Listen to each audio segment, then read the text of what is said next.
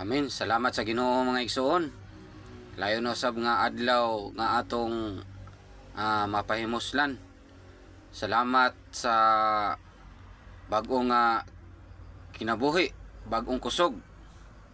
Atong napahimoslan gikan sa atong Ginoo mga igsoon. Sa nini nga kabuntagon, mukaon na usab ta sa espirituhano nato nga kalanon. Naata karon sa Simana 8 nga naguluhan mga igsoon, pagsangyaw sa ebanghelyo sa gingharian o paghimong tinun-an sa kanasuran. Adlaw 3. Nag-ingon siya dinhi sa pagkaon sa buntag. Mateo 9:12. Wala manginahanglag mananambal ang mga baskog, kundili ang mga masakiton ra. 36.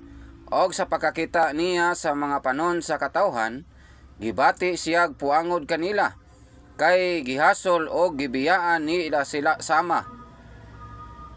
Gibiyaan sila sama sa mga karnirong walay magbalantay. 38. Busa pangamuyo mo sa Ginoo sa alanihon, nga maghandos siyag mga mamumuo ngadto sa iyang alanihon. Sa Grego nagpasabot ang gihasol sa Mateo 9:36 nga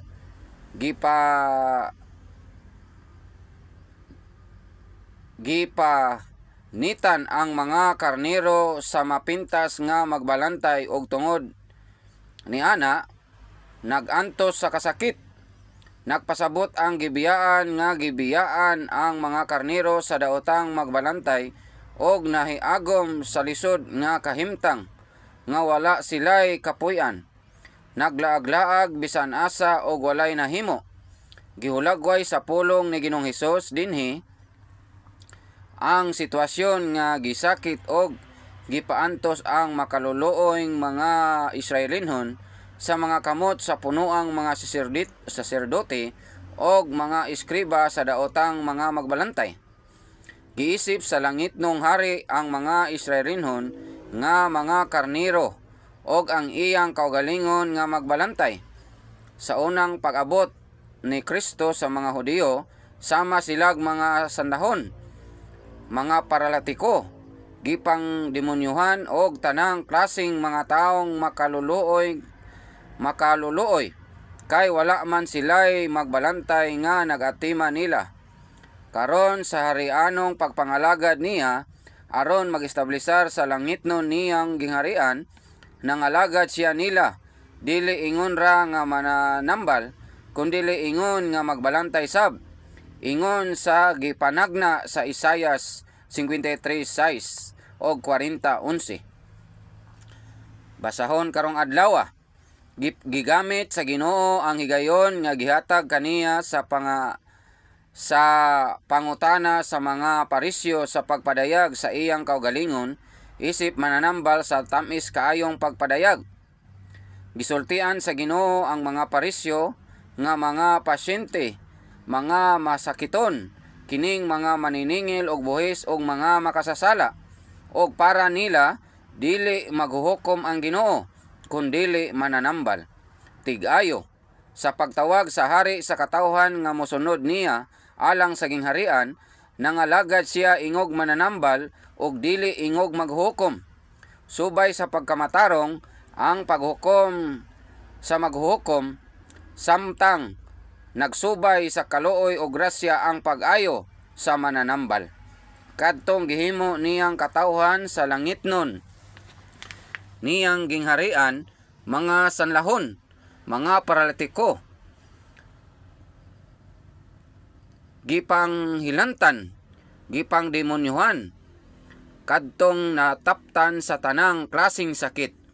Tinamay nga mga maniningil og buhis og mga makasasala, kon ingog maghuhukom pa siya, niduaw ning makaluluoy katawhan, hukman og isalikway unta silang tanan, og wala untay mahimong takos, mapili og matawag nga katawhan sa langitnon niyang gingharian. Nianhi hinuon siya aron mga lagad, ingog mananambal, aron mag-ayo, magpahiuli, magpabuhi og magluwas nila, aron maumol sila pag-usab og mahimong bag-o og langitnon niyang mga lungsuranon, nga maoy establisaron niya nga langitnong gingharian dinhi ning yutang na daot. Nagpasabot ang pulong sa Ginoo dinhi nga wala makaila ang mga parisyong nagpakamatarong sa kaugalingon nga pagkinahanglan sila niya ingon nga mananambal. Giisip man god nila nga mga baskog sila. Busa kay nabutaan man sa pagmatarong sila sa kaugalingon, wala sila mahibalo nga masakiton di ay sila. Giingnan sa Ginoo ang iyang mga tinun-an sa bersikulo 37. Daghan kaayo ang alanihon, apan jutay ra ang mga mamumuo. Giisip sa langitnong hari ang katawhan ni dili. Ingon nga mga karniro ra kun dili alanihon sab. Nagkinahanlag pag-atiman ang mga karniro og anihon gyud ang sanlahon ang alanihon.